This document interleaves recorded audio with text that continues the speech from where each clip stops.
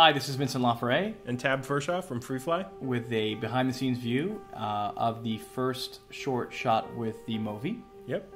And what we really want to try to explain was why this is an important device and why it might just change things. If you can just see this last shot, Tab was running at full speed and the actual resulting shot is completely smooth. And one of the first things that I think any of us realize, whether we're shooting with an iPhone, a 5D Mark II, or just about any motion camera, is that it's actually really hard to stabilize, even when you're standing still, let alone when you're trying to do a pan or a tilt, let alone running or in a car. Yeah. And I think we've all dreamed of flying with our cameras and doing these incredible shots since we started in video. And some of you may know I shot with the 5D Mark II a few years ago, and I was very limited in the way I could move the camera. And this gimbal to me is kind of that bridge to allowing us to imagine a shot. Here we are on set and just discussing it, and within a relatively few minutes be able to execute it with a relatively small team of people.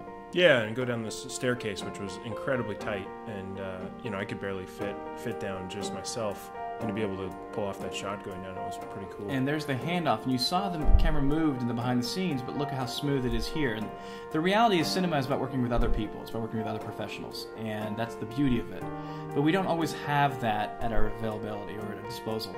And in this case, if you have a gimbal operator that's solo, you can do a lot of stuff. But if you have a second operator as well, you can do even fancier takes like this, where you're just running through a variety of scenes and pulling off stuff that generally would take quite experienced levels of Steadicam operators or gear like jibs and sliders or even cable cams. Running down stairs like this and getting this kind of result is just not something you can generally do very easily. Yeah, I think that's an important thing that I really grew to love about the system is you separate the jobs of moving the camera and pointing the camera, and what that does is allows the person who's moving the camera, I can just focus on running and not tripping and falling.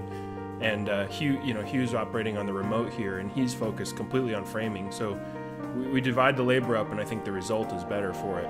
And what I wanted to do as well is I wanted to shoot the entire short with just this one device. So every shot you've seen in the resulting short was shot with the Movi. And that was a key point. Here you see it on roller skates. And we're running after a cab, and when people see this shot, they're like, okay, I guess it's a Steadicam guy running really quick. And then the camera just places itself through the window, and one of the producers saw this said, well, where's the platform for the Steadicam guy to stand on to make this shot? How did you pull that off? And then here, John pulls away from the cab and keeps writing, and then people go, well, how did you do that? And the reality is, in the cinema world, we have lots of limitations, and this tends to really eliminate them. That's why I find that at the start, this is an incredibly exciting piece of future technology that will really be applicable to high-end filmmakers in Hollywood, all the way down to indie filmmakers all over the world, pretty much. Yeah.